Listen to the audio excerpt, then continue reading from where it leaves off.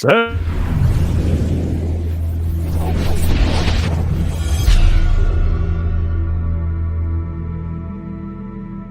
Welcome to the Post-Purchase Pro Podcast. This is the only podcast that dives deep into post-purchase marketing to help Amazon sellers increase sales, ranking, reviews, and profits. It's everything that happens after the initial sale that makes a difference. We call this the back end. What's up, Seth? I almost got it right that time. I love it, Shawn. You almost nailed it. So welcome back, guys, to another episode of the Post-Purchase Podcast. Shawn, we're always excited to be here, and we have a special guest today. We had just recorded some content with him, so we have some really interesting topics to talk about. Ian Smith, founder of Evolve Media. Welcome to the show, man. Hey, thanks, guys. Thanks for having me. Yeah, it's going to be a lot of fun here. We have a lot of buttons to push over here. We already have people tuning into the live stream. So, Ian, welcome to the show. Seth and I have prepared lots of questions, and people are going to find out more about who you are, who is Ian of Evolve Media Agency, and why you do what you do, and why we should pay attention. So, we're looking forward to it. Seth, what's your first question?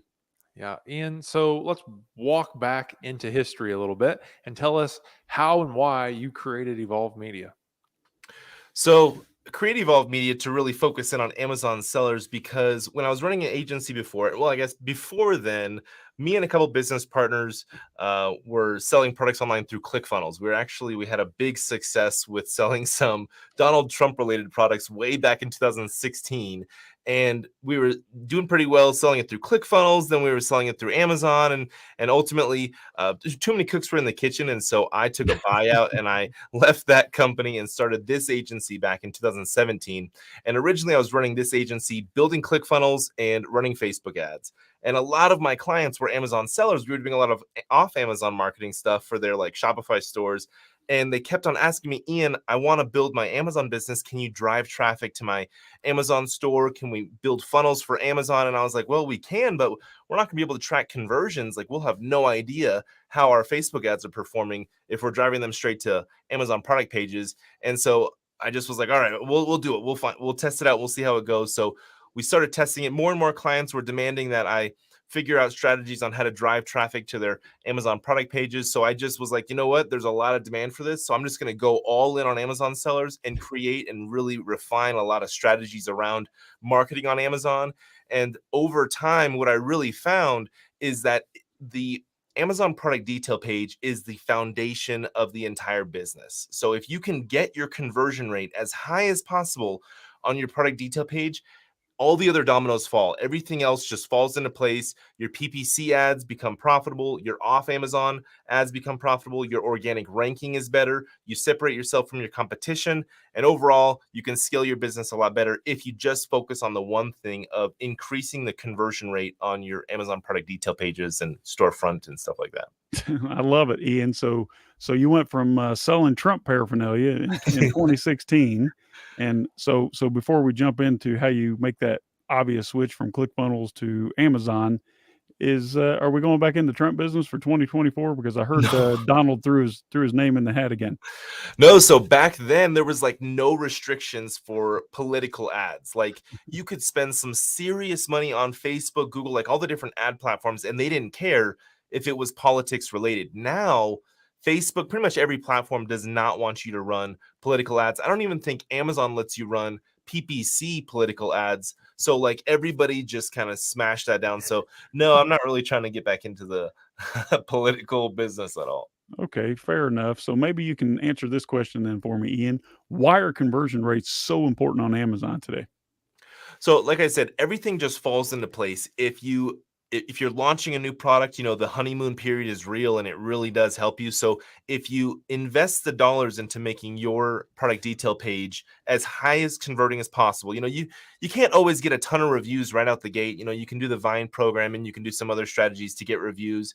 But reviews aside, controlling what you can control are the product photos, the the main images and the A+ content, and then the video on the listing. And you can put multiple videos down in the video slider. You can run sponsored video ads, and show up in the search results and grab more attention by doing things like that. But ultimately, having your A+ content section built out with actual text in it, along with the large images. And we like to go with the large, like, rectangle images.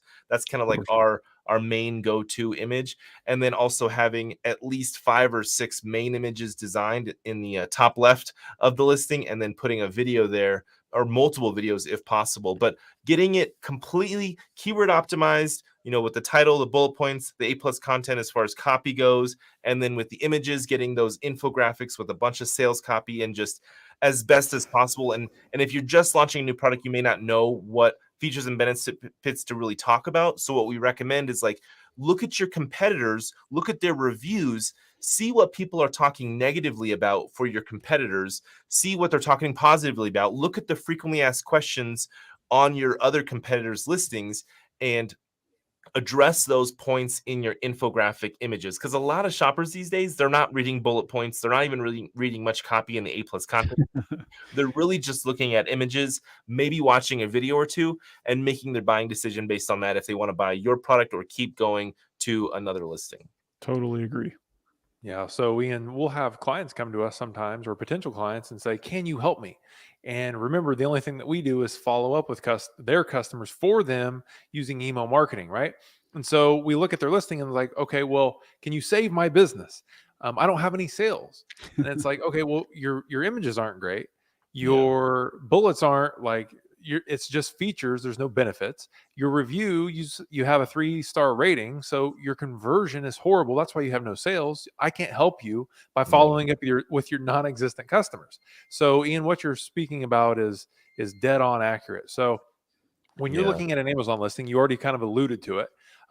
What's the toughest barrier for sellers to overcome today?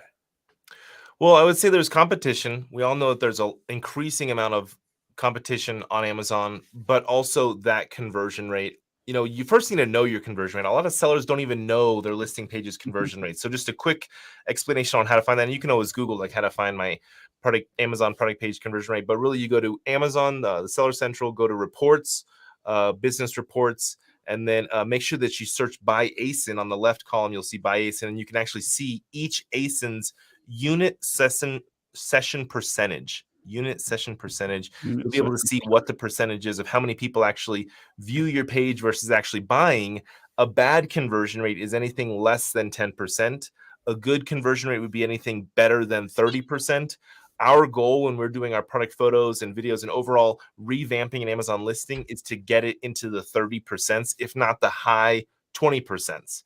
A lot of times we can get somebody from like the low 10s, single digits, or even the teens conversion rate percentage up to the 20s just by doing a photo shoot and a video shoot and overall revamping their listing from top to bottom. And one little strategy that I'll share really quick that we like to do with all of our photos that we really just made like a main thing that we're doing for all of our images is a hand shot. So incorporating a hand, holding the bottle, holding the product, any kind of hand that you can put in your photos is great for scale, because a lot of times people think that these images are so well done that people think these products are larger than they are. So you put a hand in there and it's going to really help people set that scale without having to put like little measurements and things like that. They're going to know, oh, okay, so that's a regular size hand. So that product is going to be about that size. So that's an easy way to just set the expectations accurately, because that's a big way to avoid returns and overall set yourself apart from your competition, is by setting accurate expectations. I'm actually anti 3D renderings. Our photos look so good that they kind of look like 3D renderings, but I'm not a fan of going the mock-up route or 3D rendering route. So Ian, founder of Evolve Media Agency, dropping some golden nuggets here for everyone. I love it because, what you're talking about is something that most sellers are kind of aware of, but they're not really focusing on. So I'm a firm believer that, let's just talk about this. The best thing that I like that you said is put a hand in there. Why? My wife used to buy products from a catalog company. I forget the name, like LTD Commodities or something like that. And she would buy these shelves and these little figurines and things that looked like they were massive, but in the fine print, it said it was like 6 inches or 9 inches, you know? So she would say, "Hey, I ordered a shelf. I want you to hang up," and it would come in and literally be like Yeah. this. I'm like, what the heck? You need some point of reference. So, you know, a lot of times you'll see on like Facebook ads or some of these classifieds, they'll put a quarter or a dollar bill next to a product. I love it. Just put a hand in there, and the Yeah. smaller the hand, the bigger the product looks, right? And the bigger Yeah. the hand, the smaller the product looks. So I love that, Ian. What's the biggest mistake, in your opinion, that you see Amazon sellers making that could be easily avoided? Well, definitely the scale side of things that I just mentioned, and a really cool thing about the hand is that it actually checks two boxes. It's the scale and it's also the human element. So you want to put some kind of human element into your photos. Don't just have the product itself. Even if you use, and I'm not a fan of stock photos, but even if you have to use stock photos to bring in that human element to your product photos, then do it. I mean, ultimately, the most ideal way would be to hire actors and have them holding your product. Don't try to Photoshop your product into a stock photo because the scale comes off. Like I've seen it so many times that like somebody will be holding a bottle in a stock photo and it's like tiny in their hand, but the bottle is huge. So they're kind of like cutting the That product that short. works on Tinder, right? But not so much on Yeah. Amazon. Yeah. So it's like, you know, a mistake that sellers making are photoshopping products into stock photos, overusing stock photos, not using enough realistic photos. I mean, these photos don't have to be super polished and super professionally shot. I mean, ours definitely are. We try our best to be professional, but sometimes the more amateur, the more unprofessional the photo is, the better it's going to convert because it comes across as more trustworthy. You know, a lot of people will go to the reviews section to look at the photos in the reviews because they know that's not ultra touched up. That's not going to be perfectly polished. That's going to actually be a more accurate representation of what they're going to get versus what may be the other photos on the listing. So just try and be as accurate as you can with your photos, with your videos, even if it's unprofessional. And then also don't avoid or do have people in your photos, and ideally social proof type of photos where you have people holding like a variety of people. You know, if you had like a grid of like 3 by 4 or something like that, like anywhere from I like love it. 6, 9, or 12 photos of people holding up the products, all different ages, genders, races, ethnicities, all that kind of stuff. Have a variety of people holding up your product because you can have like one big image in your A+ content that's dedicated to social proof. I And you love it. can say some things that are allowed with Amazon, like proud to have 1 million+ customers, or proud to now, and then you have like a grid of multiple people in there. So social proof is really big. Definitely don't avoid getting that. Seth is salivating over there because you're speaking his language. He always talks about enter the conversation that your customers already having inside their own mind. And you're talking about not bait and switch, like to set expectations. Sure, Yeah. you could force some sales and drive some transactions by manipulating or bait and switching. But if you're just honest and you show exactly what to expect when they receive the product, then I think that goes a long way, doesn't it, Seth? Yeah, and actually the accuracy conversation is so true. So Ian, if you go to Nike.com and you look at all their shoes, they look incredible. It's like, wow, I'd put any of these shoes on my feet. But Yeah. then if you go look at the same shoe on Zappos.com, it's like, these shoes are ugly. What the heck? But it's the Yeah. same shoe, but Nike's amazing at making it look amazing. And then Zappos shows you what it's actually going to look like. So you're exactly right. I've sent back so many shoes to Nike because they kind of Uh-huh. tricked me, right? Yeah, So and nobody benefits when you have a return. The shopper doesn't want to return. I mean, I hate having to return a product. The seller, depending on the product, that may just be trash. Like you can't even resell it, yep. you know. So set the expectations accurately so that you can avoid returns. Obviously, Amazon doesn't want returns, and if you have a higher return percentage than your competition, well, that's probably going to affect your ranking. Who knows if it does, though? I think that you're right on it. So Shawn, let's talk about a case study that Ian's had at your company. Ian, so Evolve Media, you work with Amazon sellers to improve conversion rates. I know you're working on images, but you're also working on the entire listing. So can you talk about a case study of a client that you worked with or a recent win that you've seen? Yeah, so we have one of our most favorite clients is a liquid supplement company. They make all these supplements, but they're liquid form, and they're awesome because they give us a ton of bottles, and I actually love taking their products. Really good tasting supplements, but they for the longest time were the manufacturer, and a lot of brands came to them to private label their stuff and do that. But now this company wants to launch their own brand and sell it directly, as a manufacturer, selling it directly under their own label. And so a lot of their listings were just bad, just very bad. Like the images were just super low res. Like I don't know if you guys know this, but when you take photos, you want to have a white light. You want to have like the whitest light that you can, so it's just neutral. It's not yellow. Where a lot of their photos were like a yellow tint, and it just looks bad. So you want to make sure your color balancing is accurate there. So their conversion rate was not high on a lot of their listings. I mean, we're talking like sub 10 or in the teens as far as conversion rates. And slowly we've been doing, 3 to 4 listings per month for them, redoing all of their listings with photos, with videos, and we're getting like majority of their listings up into the high 20s and also into the 30s with the conversion rate. So pretty much a double in conversion rate, which helps massively when it comes to organic ranking and the overall PPC performance. I mean, just having a better conversion rate really makes your PPC ads a lot more profitable. Well, Ian, let's pause there for 1 second, because you mentioned it pre-show, but so if my conversion rate doubles, what happens to my ad spend? Well, every click that I had to pay for is twice as valuable. So my ACoS drops in more than half, because Amazon's going to reward you even more than that, right? So your profitability goes way, way up, even more than you would anticipate. Your ranking goes up. So what you're saying is dead on about conversion rates having, it's like the trickle down effect. It touches everything. When we send an email marketing campaign, if the listing converts better, it's going to make more sales. So I love what you're talking about, Ian. Another thing that happens with the, so the organic ranking increases, right? And your ads perform better, and that's awesome. But you also start to get badges, the whole like Amazon's choice badge and bestseller badges and stuff, because as you start to rank higher, because Amazon knows they're going to convert higher by going to your listing, and those badges are huge for social proof. Like, let's say that you don't have the most amount of reviews, but you do have a badge. People are willing to give your product a try because you have that badge and they can see past the reviews. So again, you can't always control how many reviews you have. So you should try to control all the things that you can possibly control, like the photos, the videos, and overall the conversion rate of your listing. And then taking it a step further, building out a brand story section on your listing, and then building out a storefront. Those are 2 things that are going to really help you with building that trust and credibility with those shoppers and cross-selling other products and stuff. Great, solid advice. So Ian, tell me, who is the perfect client for Evolve Media and what you're doing?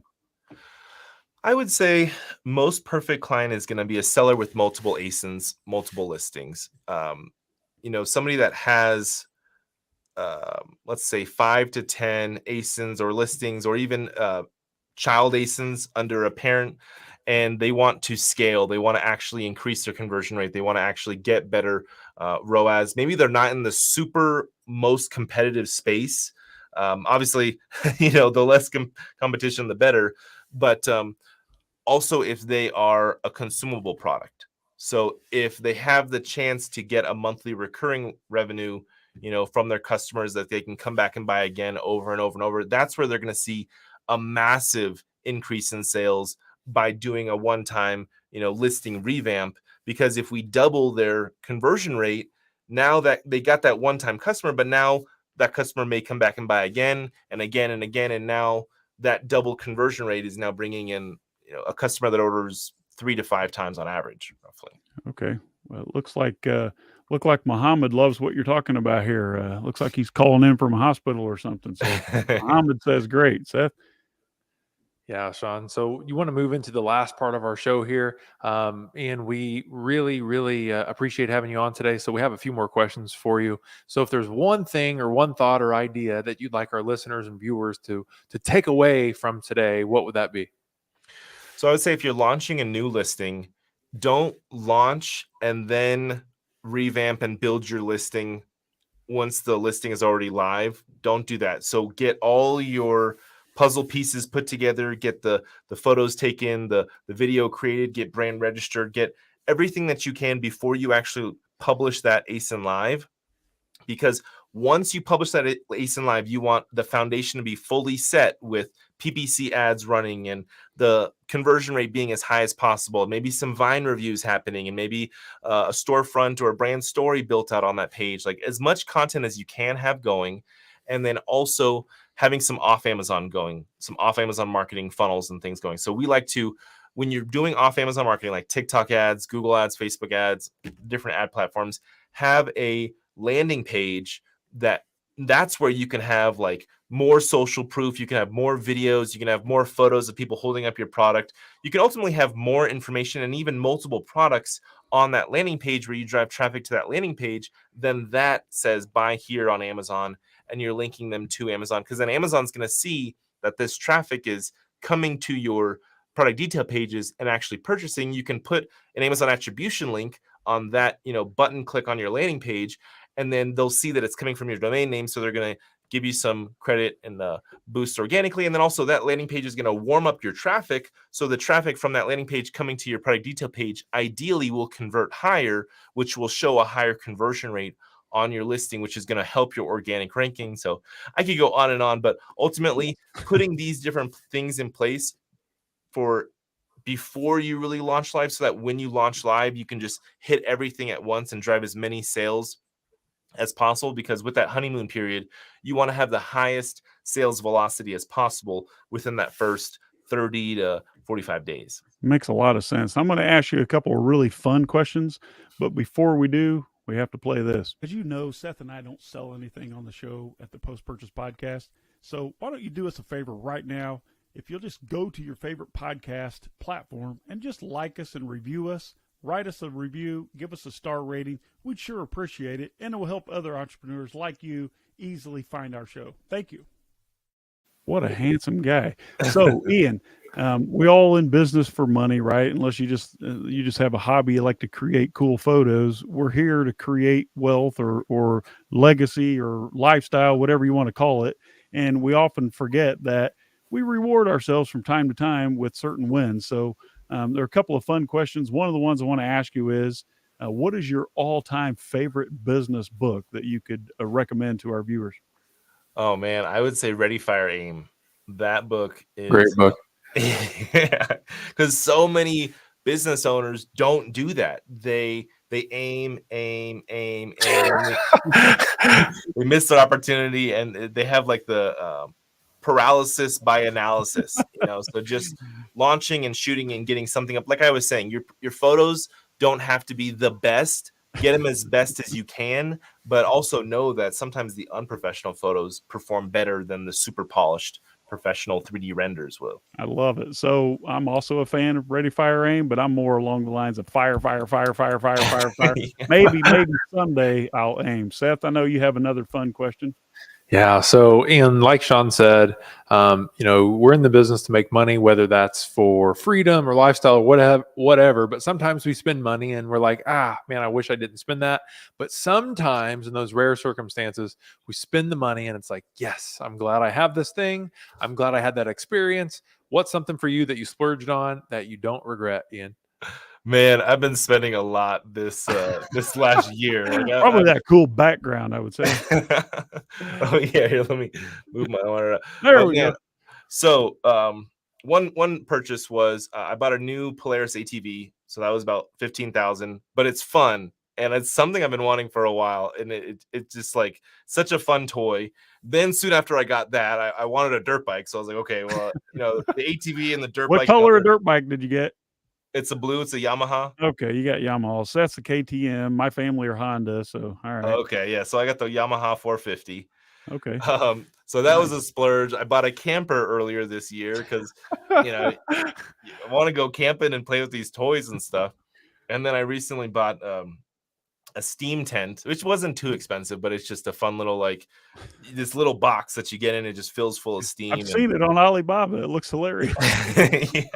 Clears out the sinuses really good. And then I do a lot of cold plunge, like cold water treatment stuff. Nice. So I'll bounce back and forth between those. But brave man. Yeah. So you have a lot of toys over there. So That's great. So we really appreciate you taking the time out of your day to share some of these strategies and these golden nuggets with our audience on the Post Purchase Podcast. Ian, would love to have you back again. Any final parting words of advice, how folks can reach out to you? I have the email address up on the screen there. How would you like folks to engage with Evolve Media?